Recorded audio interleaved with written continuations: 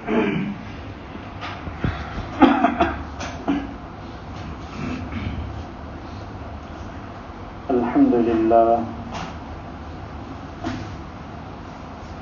لله وكفى وسلام على عباده الذين اصطفى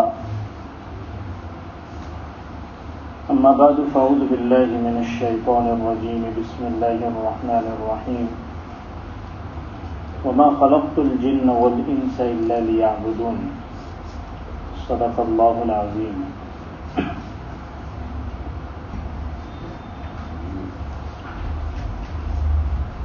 حضور اکرم صلی اللہ علیہ وسلم رمضان آنے سے 2 مہینے پہلے جب رجب کا چاند دیکھتے تو ایک دعا پڑھتے، اللہم بارک لنا فی رجب و شعبان وبلغنا رمضان. اے اللہ، تو رجب اور شعبان کے مہینے میں ہمارے لیے برکت نصیب فرما اور ہمیں رمضان تک پہنچا. اس حدیث میں، اس دعا میں اللہ تبارک و تعالی سے رمضان تک پہنچنے کی دعا کی جا رہی ہے. گویا حضور اکرم صلی اللہ علیہ وسلم اپنی عمر میں اضافے کی دعا کر رہے ہیں. ظاہر سی بات ہے کہ یہ عمر میں اضافے کی دعا کہ مجھے 2 مہینہ اور ملے اور میں رمضان تک پہنچوں اور رمضان کا مبارک مہینہ مجھے حاصل ہو، یہ آخرت کو زیادہ سے زیادہ بہتر بنانے کے لیے اور اللہ کو راضی کرنے کے لیے ہے.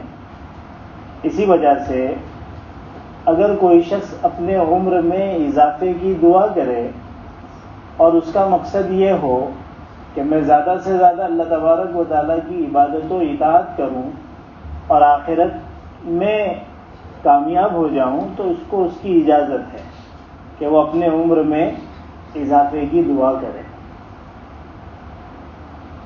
یہ جو کہہ دیا جاتا ہے کہ بھئی اب زیادہ جینے کا دل نہیں چاہتا، اب تو بس مرنا ہی ہے اور اس دنیا سے چھٹکارا حاصل کرنا ہے، حضور اکرم صلی اللہ علیہ وسلم نے اس طرح کی بات کہنے اور ایسی موت کی دعا مانگنے سے منع فرمایا ہے.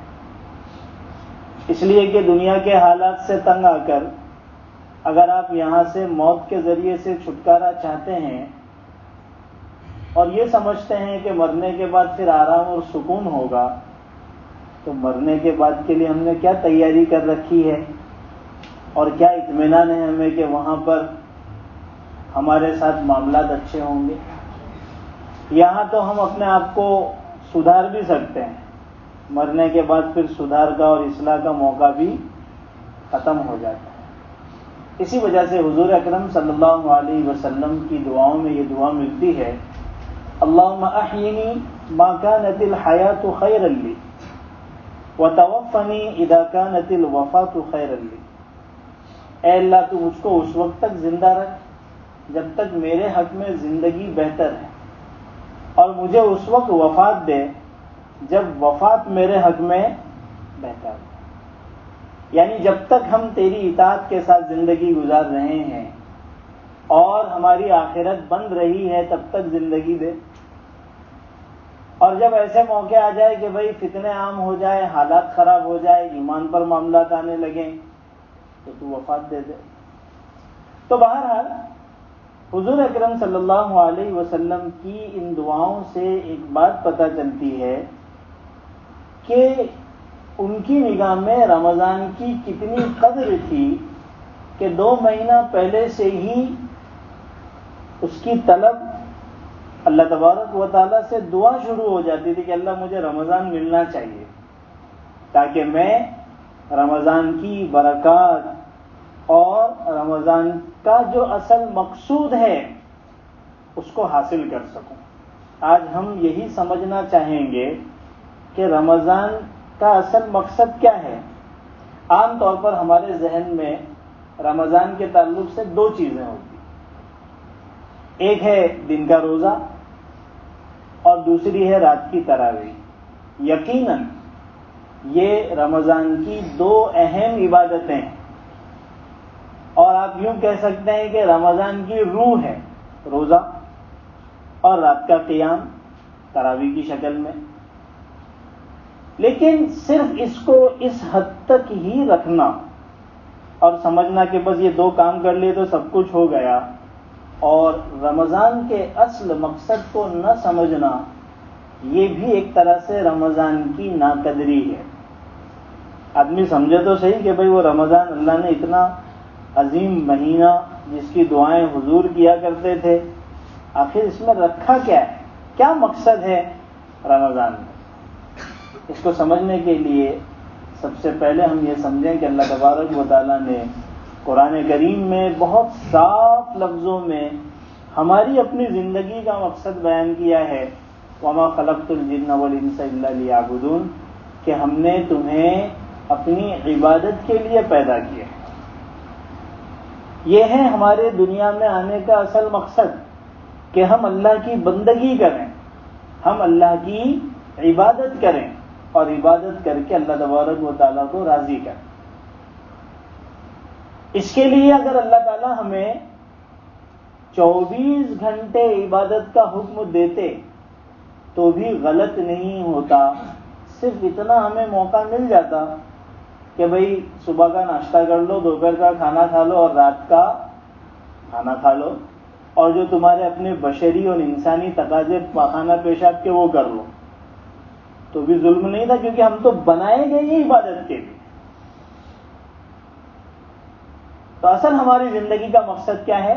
عبادت۔ اس جگہ پر ایک بات سمجھ لیجیے، عام طور پر کہا جاتا ہے کہ بھئی مومن کا ہر عمل عبادت ہے، سنت کے مطابق کھانا کھائے تو عبادت، سنت کے مطابق لباس پہنے تو عبادت، سنت کے مطابق تجارت اور کاروبار کرے تو عبادت، سنت کے مطابق ملازمت اور نوکری کرے تو عبادت۔ اس طرح کی بے شمار چیزیں عبادت ہیں۔ ایک ڈاکٹر خدمت خلق کے جذبے کے ساتھ کہ لوگوں کی خدمت کرنا ہے ڈاکٹری کرتا ہے تو وہ عبادت۔ اسی طریقے سے جتنے شعبے ہیں جس میں لوگ لگے ہوئے ہیں، اگر انہوں نے اپنی نیت کو درست کر لیا، دیکھیے دنیا تو جو ہے وہ تو مل کے رہے گی، آپ کی نیت اچھی ہے تب بھی ملے گی، بری ہے تو بھی، بس نیت اچھی کرنے میں جاتا کیا ہے، آپ کی محنت کیا ہو جائے گی، عبادت بن جائے گی۔ لیکن یہ عبادت الگ ہے اور دوسری عبادتیں الگ ہیں۔ اس کو ہماری فقہ کی زبان میں، مسئلے مسائل کی زبان میں کہا جاتا ہے، ایک عبادات مقصودہ ہے اور دوسری عبادت غیر مقصودہ ہے۔ آپ لوگوں کی زبان میں اس کو کہیں گے کہ ایک براہ راست اور ڈائریکٹ عبادت ہے، اور دوسری عبادت بالواسطہ ہے، انڈائریکٹ ہے۔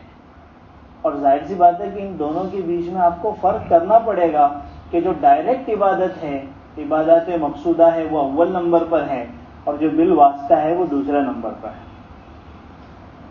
جیسے مثال کے طور پر نماز ہے، روزہ ہے، زکوٰۃ ہے، حج ہے، قرآن کریم کی تلاوت ہے، ذکر و اذکار ہے، یہ ساری چیزیں عبادات مقصودہ ڈائریکٹ عبادت ہے۔ اللہ تبارک و تعالیٰ کے ساتھ ان اعمال کے ذریعے سے ڈائریکٹ بندگی ہوتی ہے۔ اور باقی وہ دوسری چیزیں جس میں انسان اپنی نیت اچھی کرتا ہے، نیکی والا کرتا ہے، اور وہ عبادت بن جاتی ہے، وہ اپنی اصل کے اعتبار سے عبادت نہیں ہے۔ ارے بھائی بزنس کرنا کوئی عبادت ہے کیا؟ ہاں، اور نوکری کرنا کوئی عبادت ہے، اور کھانا کھانا کوئی عبادت ہے، اور بیت الخلاء کے اندر سنت کے مطابق دعا پڑھتے ہوئے جانا بھی کوئی عبادت ہے؟ یہ ڈائریکٹ عبادت نہیں ہے، سمجھنے کی چیز ہے۔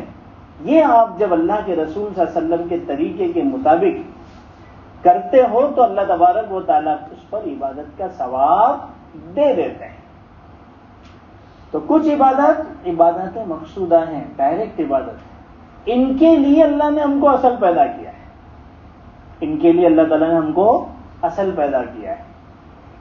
کہ ہم نماز پڑھیں، ہم روزہ رکھیں، ہم حج کریں، ہم زکوٰۃ دیں، ہم صدقہ کریں، اور ہم جو ہے قرآن کریم کی تلاوت کریں، ہم ذکر و اذکار، یہ ہماری زندگی کا اصل مقصد ہے. بعض لوگوں کو غلط فہمی ہو جاتی کہ بھئی میں تو جو ہے وہ لوگوں کی خدمت ڈاکٹری کے ذریعے کر رہا ہوں. تو بعض بیچارے ڈاکٹر اچھے ہوتے ہیں، تبھی تو خدمت کے جذبے سے کر رہے ہیں، ورنہ آج کل کے ڈاکٹر تو چور ہوتے ہیں، جیب کترے ہوتے ہیں. اگر کوئی خدمت کے جذبے سے کر رہا ہے تو واقعتاً اچھا ہے، لیکن دین کے اعتبار سے غلط فہمی کا شکار ہے. اس نے ان دونوں عبادتوں کے بیچ میں فرق نہیں کیا، جس کا نتیجہ یہ ہوا کہ جب وہ مطب کے اندر 12 بجے پہنچا تو اس نے ظہر کی اذان سنا لیکن مسجد نہیں گیا، یا وہ آپریشن کے اندر ایسا مشغول ہوا کہ 12 بجے داخل ہوا اور سیدھا کتنے بجے نکلا؟ 10 بجے رات کو نکلا. تو ظہر بھی قضا ہو گئی، عصر بھی قضا ہو گئی، اور مغرب بھی قضا ہو گئی. اور اس نے اس کی وجہ کیا بیان کی؟ اس نے وجہ یہ بیان کی کہ بھئی میں جو خدمت میں لگا تھا وہ بھی تو عبادت تھی، میں جو خدمت میں لگا تھا وہ بھی تو عبادت تھی. یقیناً عبادت ہے، لیکن یہ عبادت مقصودہ نہیں ہے. جب عبادت مقصودہ کا نمبر آئے گا، جب نماز کے لیے اذان ہوگی، تو آپ کے لیے ضروری ہوگا کہ آپ اس اول نمبر والی چیز کو پرائرٹی دیں اور ترجیح دیں کہ بھئی میں سارے کام بعد میں کروں گا، میں اپنی نماز کو قضا نہیں کر سکتا. اب اگر گھر پہ اگر وہ نماز 3 ایک ساتھ قضا پڑتا ہے تو یہ بہت بڑا گنہگار اور گناہ کبیرہ کا مرتکب کہلائے گا کہ اس نے نمازوں کو چھوڑ دیا. تو کچھ عبادت مقصودہ ہیں جن کو اس کے وقت پر اس کے صحیح طریقے سے کرنا ضروری ہے، اور اسی کے لیے ہم پیدا ہوئے. تو ہماری پیدائش کا مقصد کیا ہے؟ عبادت. اور قرآن کریم میں اللہ تعالیٰ دوسری جگہ فرماتے ہیں ان اللہ اشتری من المؤمنین انفسهم واموالهم بان لهم الجنہ، کہ ہم نے ایمان والوں کے جانوں کو اور مالوں کو جنت کے بدلے میں خرید لیا ہے. گویا اب ہماری جان اور ہمارے مال کس کا ہے؟ اللہ کا ہے، اور اس کے بدلے میں اللہ ہم کو بہت بڑی چیز جنت دینے والے ہیں. تو مقصد زندگی کا عبادت، اور ہمارا جان مال اللہ نے خرید لیا ہے، اب ہمارا ہے ہی نہیں.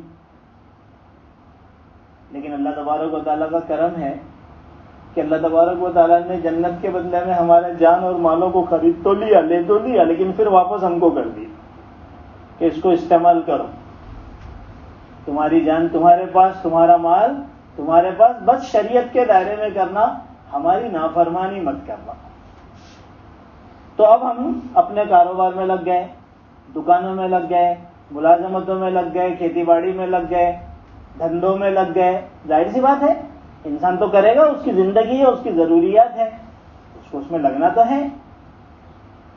اس کا نتیجہ یہ ہوا، اب آپ اصل بات سمجھیے رمضان کی حقیقت کو. اس کا نتیجہ یہ ہوا کہ آدمی دنیا کے کاروبار میں اور اپنی ضروریات میں ایسا مصروف ہو گیا کہ وہ اپنی زندگی کے اصل مقصد کو ہی بھول گیا کہ بھائی میں دنیا میں پیدا کیوں کیا گیا تھا. اب اس کے دماغ میں صرف دھندا ہے، اس کے دماغ میں صرف کیا ہے؟ کاروبار ہے. اس کے دماغ میں صرف دنیا کی لین دین والی ڈیلنگز ہیں، اور وہ ساری انہی چیزوں میں پڑا ہوا ہے، جس کی وجہ سے وہ اصل جو زندگی کا مقصد ہے اس سے دور ہو گئے. ظاہر ہے کہ جب وہ اصل زندگی کے مقصد سے دور ہوگا تو کس سے دور ہوگا؟ اللہ سے دور ہوگا. ارے بھائی آج آپ اور میں نماز پڑھنے کے لیے آئے ہیں تو ہم یہ محسوس کرتے ہیں الحمدللہ 5 وقت کی نماز میں نماز پڑھنے کے بعد کہ بھائی ہمارا تعلق اللہ سے جڑا ہوا ہے، جو ضروری ہے. جب تک اللہ سے جڑے ہیں تب تک سب کچھ ٹھیک ہے، جب اللہ سے تعلق ختم ہو جائے گا سب کچھ برباد ہو جائے گا. انسان کا روحانی معاملہ تباہ ہو جائے گا، اور دنیا کے اندر بھی اللہ تبارک و تعالیٰ اس کو تباہ و برباد کر دیں گے. تو یہ تعلق کا جڑا رہنا بہت ضروری ہے. اللہ تبارک و تعالیٰ نے، چونکہ اللہ تعالیٰ ہماری کمزوریوں سے واقف ہے کہ اس کو انگلی دیں گے تو یہ بغل تک آئے گا، اس کو انگلی دیں گے تو یہ بغل تک آ جائے گا، یعنی اس کو ذرا سا چھوڑ دیں گے تو یہ پورا ہی جو ہے وہ ڈیم توڑ ڈالے گا. اس کا مزاج یہ ہے. تو اللہ تبارک و تعالیٰ نے ان ہمارے مزاج اور فطرتوں کو سامنے رکھتے ہوئے ہمیں مہینے ہر سال میں ایک مہینہ رمضان کی شکل میں دیا.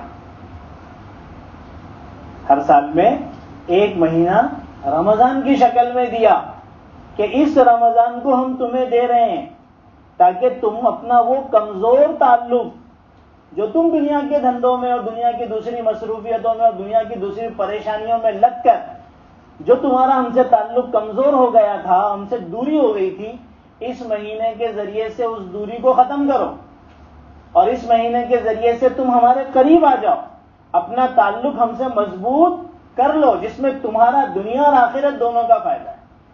گویا رمضان اللہ نے ہمارے ہی فائدے کے لیے دیا ہے. ویسے بھی اللہ کو ہماری عبادتوں کی تو ضرورت ہے ہی نہیں. اس کے پاس ایسے ایسے سجدے کرنے والے اور ایسے ایسے قیام کرنے والے اور ایسے ایسے لمبے رکوع کرنے والے ہیں کہ ہم اس کا تصور بھی نہیں کر سکتے. تو ساری عبادتیں اللہ تعالیٰ نے ہمارے ہی فائدے کے لیے دی ہے. تو رمضان کا اصل مقصد جس کو اللہ نے قرآن میں بیان کیا ہے، کتب علیکم الصیام کما کتب علی الذین من قبلکم لعلکم تتقون. تم پر روزے کیوں فرض کیے گئے؟ تاکہ تم میں تقوی آ جائے، یعنی تمہارا تعلق اللہ سے جڑ جائے. بھائی جس کا تعلق اللہ سے جڑا ہوا ہوگا اسی کے دل میں اللہ کا خوف ہوگا نا. ہم تو رہیں کہیں اور دنیا میں اور اللہ کا خوف دل میں ایسا ہوتا ہے؟ ارے بھائی ابا گھر میں ہے تو ڈر ہے، اور ابا گھر میں نہیں ہے کہیں باہر ہے تو ڈر ہے نہیں ہے. تو ہمارا تعلق اللہ سے جڑا ہوا رہے گا تبھی تو ہم میں اللہ کا خوف اور ڈر رہے گا. تو اللہ جو فرما رہے ہیں کہ روزے کا مقصد یہ کہ تم میں تقوی آ جائے، یعنی اللہ کی محبت، اللہ کا تعلق، اللہ سے جوڑ تم کو حاصل ہو جائے. اس خاص مقصد کے تحت اللہ تبارک و تعالیٰ نے ہم کو یہ رمضان کا مہینہ دیا ہے. اس کے لیے خاص دو عبادتیں تو اللہ نے ہم پر لازم کر دی. ایک ہے روزہ، کہ روزے کے ذریعے سے انسان خود بخود اللہ کے قریب ہوتا ہے اگر صحیح طریقے سے روزہ رکھے تو، کہ وہ ساری وہ چیزیں جو حلال تھی صرف اور صرف اللہ کو راضی کرنے کے لیے، اللہ کے حکموں کو پورا کرنے کے لیے اس کو چھوڑ دیتا ہے. سب کو ابھی بھوک لگی ہے، کوئی بھی ایک آدمی ایسا نہیں ہوگا جس کو بھوک کا احساس نہ ہو. پیاس بھی لگ رہی ہوگی لیکن اس کے باوجود نہ آپ ایک لقمہ کھاؤں گے نہ میں ایک قطرہ پانی پیوں گا. کیوں؟ کیونکہ مجھے معلوم ہے اس سے میرا رب ناراض ہو جائے. یہی تو اللہ چاہ رہے ہیں، یہی تو اللہ چاہ رہے ہیں کہ اس کے دل میں میرا خیال آ جائے کہ جب یہ پیٹ بھرا ہو اور وہ جب باہر نکلے اور جب مال کمانے کی دوڑ میں جائے تو اس کے پیش نظر یہ رہے کہ نہیں بھئی یہ حلال ہے یہ حرام ہے، میں حرام نہیں کر سکتا. کیوں؟ کیونکہ میرا رب ناراض. بس یہی چاہیے. یہی ہے وہ اللہ کا تعلق جو انسان کو بڑی بڑی برائیوں سے بچا دیتا ہے اور اس کے لیے جنت کا راستہ آسان کر دیتا ہے. تقوی حاصل کرنے کا سب سے بہترین ذریعہ اللہ تعالیٰ نے روزے کی شکل میں پوری ایک پریکٹس ہے اور پوری ایک محنت ہے جس کے ذریعے سے انسان کے اندر جو ہے وہ تقوی حاصل ہو جاتا ہے. اگر کسی نے صحیح طریقے سے رمضان گزار دیا تو اس کا پورا سال صحیح طریقے سے گزر جاتا ہے. اور اگر اس نے رمضان کے حقوق ادا نہیں کیے، ایسے ہی رمضان گزار دیا بس بھوکے پیٹ رہ گئے، جیسے کہ حدیث میں آتا ہے کہ اس کو بھوکا رہنے کے علاوہ کچھ نہیں ملا، اس کو پیاسا رہنے کے علاوہ کچھ نہیں ملا، کیونکہ یہ تو صرف بھوکا اور پیاسا ہی رہا، باقی تو کچھ کیا ہی نہیں. یہ سوچنے کی ضرورت ہے اپنے بارے میں بھی، اپنی اولاد کے بارے میں بھی، کہ روزہ تو رکھ رہا ہے لیکن اس کا وقت کیسے گزر رہا ہے. وہ جو عبادت مقصودہ جس کے لیے اللہ تبارک و تعالیٰ نے ہم کو پیدا کیا، کیا اس مہینے کے اندر ہم نے اپنی اس ترتیب کو بدلا جو 11 مہینے ہماری چل رہی تھی؟ کیونکہ جب تک آپ اس ترتیب کو نہیں بدلو گے تب تک آپ رمضان کو پوری طرح سے وصول کیسے کرو گے؟ اسی وجہ سے رمضان کو صحیح طریقے سے گزارنے کے لیے اپنی دنیاوی ترتیب کو تبدیل کرنا پڑے گا. یہ بات اچھی طریقے سے سمجھ لیں. یعنی رمضان آنے سے پہلے ہی ہم اپنے دنیاوی نظام جو ہوتا ہے کہ بھئی کام کے لیے، نوکری کے لیے، فلاں چیز کے لیے، دوسری بہت ساری آج کل کام سے زیادہ تو فالتو ایکٹیویٹیز ہوتی ہیں، ان سب کو چینج کرنے کی ضرورت ہے کہ اب ہمارا وقت زیادہ سے زیادہ نماز میں جائے گا، اب ہمارا زیادہ سے زیادہ وقت قرآن کریم کی تلاوت میں جائے گا، اب ہمارا زیادہ سے زیادہ وقت جو ہے اللہ تبارک و تعالیٰ کے ذکر میں جائے گا. اب ہم اللہ کے رسول صلی اللہ علیہ وسلم کے اوپر آج جمعہ ہے تو درود کا خاص اہتمام کریں گے، کیونکہ یہ ساری عبادات مقصودہ یہی ہماری زندگی کا اصل مقصد ہے. تو تھوڑی تبدیلی آنا چاہیے، رمضان کے اندر ہمارا شیڈول تھوڑا چینج ہونا چاہیے، تب جا کر ہم حقیقی معنی میں رمضان کا فائدہ اٹھا سکتے ہیں. جو کر سکتے ہیں وہ ضرور کریں، اور جو اپنی مشغولی ان کی ایسی جو ہے وہ ترتیب ہے جو نہیں کر سکتے ہیں تو کم از کم جو چیزیں ضروری ہیں ان کی تو وہ ضرور پابندی کریں. حضور اکرم صلی اللہ علیہ وسلم سے بھی اللہ تبارک و تعالیٰ نے عبادات مقصودہ، جو میں آپ کو جب سے سمجھا رہا ہوں، جو ڈائریکٹ عبادات ہیں ان کے کرنے کا آپ کو حکم دیا، مطالبہ کیا. سورہ علم نشرہ سب کو یاد ہوگی، اس میں آخر کے اندر آیت آتی ہے فَإِذَا فَرَغْتَ فَانْصَبْ، اے نبی جب آپ کی ذمہ داریوں سے فارغ ہو جائیں، فَانْصَبْ تو اپنے آپ کو کھڑا رکھ کر تھکائیے. عجیب آیت ہے، اور کس کو کہا جا رہا ہے؟ جناب رسول اللہ صلی اللہ علیہ وسلم سے کہا جا رہا ہے. اور کیا کہا جا رہا ہے؟ کہ آپ اپنے آپ کو کھڑے رکھ کر تھکائیے. ارے بھائی اللہ کے رسول تو دن بھر تھکتے تھے، اور آپ کا کام کیا تھا؟ آپ کا کوئی دنیاوی کام تو تھا نہیں. آپ کا کام تھا لوگوں کو قرآن پڑھانا، لوگوں کو اللہ کے احکام سکھانا، لوگوں تک دین کی تبلیغ کرنا، اس کے لیے طرح طرح کی مشقتیں اور تکلیفوں کو برداشت کرنا صبح سے شام تک. آپ اللہ کے رسول کی سیرت اٹھا کر دیکھ لیجئے، کوئی دن اور کوئی لمحہ آپ کا سکون سے گزرا نہیں. اس نبی سے کہا جا رہا ہے کہ جب ان ساری چیزوں سے فارغ ہو جائیں تب آپ کو کھڑے ہونا ہے. ارے بھائی کیا کرنا ہے کھڑے ہو کر؟ اب کھڑے ہو کر نماز پڑھنا ہے، اب آپ کو قیام میں اپنے آپ کو تھکانا ہے، اب آپ کو رکوع میں اپنے آپ کو تھکانا ہے، اب اپنے آپ کو سجدے کے اندر تھکانا ہے. کیوں؟ اس لیے کہ وہ ساری چیزیں جو دن بھر ہو رہی تھی وہ بھی یقیناً عبادت تھی اور بڑی عبادت تھی، لیکن وہ عبادت مقصودہ نہیں تھی. تو آپ کو اب عبادت مقصودہ کے فرائض تو اللہ کے رسول ادا کر رہے تھے، سنتیں، اشراق، چاش تو دن میں سب ہو ہی رہی تھی، لیکن خاص مطالبہ حضور سے کیا گیا کہ آپ رات کو ہمارے سامنے کھڑے رہیں گے تاکہ آپ اس کے ذریعے سے اور اونچے درجے حاصل کریں. تو پھر اس کے بعد اللہ کے رسول کا معمول کیا ہو گیا تھا کہ آپ راتوں کو پوری رات اس طریقے سے کھڑے رہتے تھے کہ پیر کے اوپر سوجن آ جاتے تھے.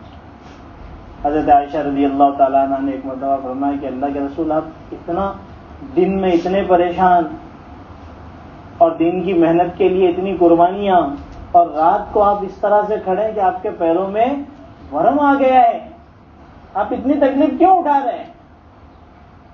تو اللہ کے رسول نے اس وقت فرمایا تھا افلا اکون عبدا شکورا، کہ عائشہ کیا میں اللہ کا شکر گزار بندہ نہ بنوں کہ اللہ نے میرے کو تمام نبیوں کا سردار بنایا اور میری وجہ سے پوری دنیا اور کائنات کو اللہ نے زندگی بخشی. اتنا بڑا مقام اللہ تعالیٰ نے مجھے دیا، مقام محمود مجھے عطا کیا، تو کیا اس کی شکر گزاری کے اندر میں اللہ کے سامنے کھڑے نہ رہوں اور اس کی عبادت نہ کروں، اور میرے پیر پر ورم آ جائے تو کیوں نہ آئے؟ مجھے تو اللہ کا شکر ادا کرنا. آج ہم بھی ایمان والے ہیں، یقیناً ہمیں اپنے ایمان کی قدر نہیں ہے، احساس نہیں ہے، لیکن کل مرنے کے بعد احساس ہوگا کہ اللہ نے کتنی بڑی نعمت دی تھی. یہ دنیا کے بڑے بڑے غیر مسلم دولت مند اور سلطنتوں والے، میں آپ کو یقین سے کہتا ہوں ان کی حیثیت گٹر کے کیڑوں جیسی بھی نہیں ہے، کیونکہ وہ ایمان سے محروم ہے. ایمان اتنی بڑی دولت اللہ تعالیٰ نے ہمیں دی ہے، اور پھر اللہ نے دنیاوی نعمتوں سے بھی نوازا ہے. اس کی قدردانی اور اس کی شکر گزاری یہ ہے کہ ہم اللہ تبارک و تعالیٰ کی طرف سے یہ جو مواقع آتے ہیں اور زندگی کے اندر ہر مرحلے پر ہم ایک اچھی زندگی اللہ کی چاہت کے مطابق گزاریں، اللہ کو راضی کریں. یہ ہے اصل اپنی زندگی اور اپنے ایمان کی شکر گزاری.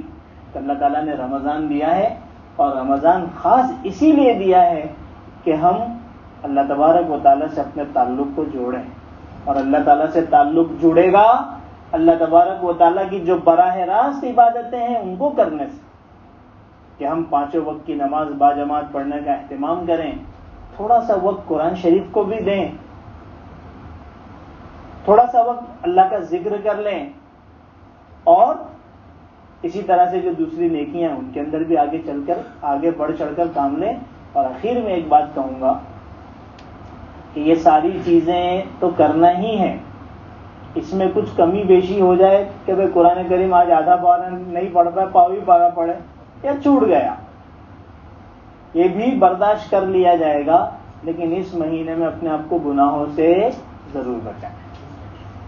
اگر سب کچھ ہو اور گناہ بھی ہو تو یوں سمجھیے کہ بے پیندے کا لوٹا ہے کہ سب کچھ ڈالا جا رہا ہے لیکن ایک قطرہ بھی پانی جمع ہونے کے لیے تیار. ہاں، تو اپنے آپ کو ویسے تو ہمیشہ گناہوں سے بچانا چاہیے، اور الحمدللہ ہم کوشش بھی کرتے ہیں، اور گناہ ہو جاتا ہے توبہ بھی کر لیتے ہیں، لیکن رمضان کے اندر خاص طور پر اپنے آپ کو گناہوں سے بچانے کی ضرورت ہے. اور اس وقت سب سے زیادہ ان آنکھوں کے گناہوں کو چھوڑنے کی ضرورت ہے. ہاں، کہ گھر میں ٹی وی تو سب کے بند ہے، لیکن سب کے ہاتھ کی ٹیویاں چالو ہیں. بہت فتنے کا دور ہے، بہت زیادہ اپنی فکر کرنے کی ضرورت ہے. اپنے اعمال کی حفاظت اور اپنے اعمال کو بچانا یہ ہمارے ہی ہاتھ میں. کوئی دوسرا کیا آپ کو بچانے والا؟ ارے بھائی آپ کے جیب میں پیسہ ہے تو چلتے پھرتے، بس میں چڑھتے، ٹرین میں چڑھتے، آپ کو حفاظت کرنا ہے نا، کہ کوئی دوسرا آدمی آپ کے ساتھ لگا ہوا رہے گا حفاظت کرنے کے لیے.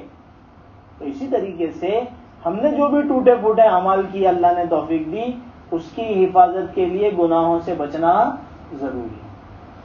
تو ان سارے گناہوں سے اپنے آپ کو بچائیں. بہت افسوس کے ساتھ کہنا پڑتا ہے کہ ایک دنیا میں واحد جگہ مسجد تھی جو گناہ سے بچی ہوئی تھی. ویسے اللہ کے رسول نے حدیث میں تو اس کی پیشن گوئی کر دی تھی کہ مسجدیں بھی بچے گی نہیں، لیکن وہ پیشن گوئی اس لیے کی تھی تاکہ ہم اپنے آپ کو بچائیں، نہ یہ کہ اس پیشن گوئی کا مزداق بنے کہ میں خود ہی گناہ کروں مسجد میں. آج لوگ نمازیں کھڑی ہوتی ہیں، تراویح جاری ہوتی ہیں، اور بیٹھ کر جو ہے وہ موبائل. ارے بھائی کیا ہو گیا ہے؟ کم سے کم جانور کی حد تک تو ہم اپنے آپ کو رکھیں. جانور سے بھی نیچے جا رہے ہیں، جانور سے بھی بدتر ہماری حالت ہو رہی ہے. کہ پڑھے لکھے جاہل ہیں جو اس طرح کی حرکتیں کرتے ہیں. اللہ کے عذاب سے ڈریے کہ اللہ کا کہیں عذاب ہم پر نازل نہ ہو جائے کہ اس طرح سے ہم نمازوں کی ناقدریاں کر رہے ہیں. اس سے اپنے آپ کو بچائیں. پھر آگے اس کے بعد آپ کی زندگی آپ کے حوالے ہے، بتانے والے بتاتے رہیں گے، لیکن عمل تو ہم کو ہی کرنا ہے. تو ان سب چیزوں سے اپنے آپ کو بچائیں اور اپنے اندر اسلامی اخلاق پیدا کرنے کی کوشش کریں. اللہ تعالی ہمیں رمضان کی صحیح قدردانی کی توفیق نصیب فرمائے. وآخر دعوانا الحمدللہ رب العالمین.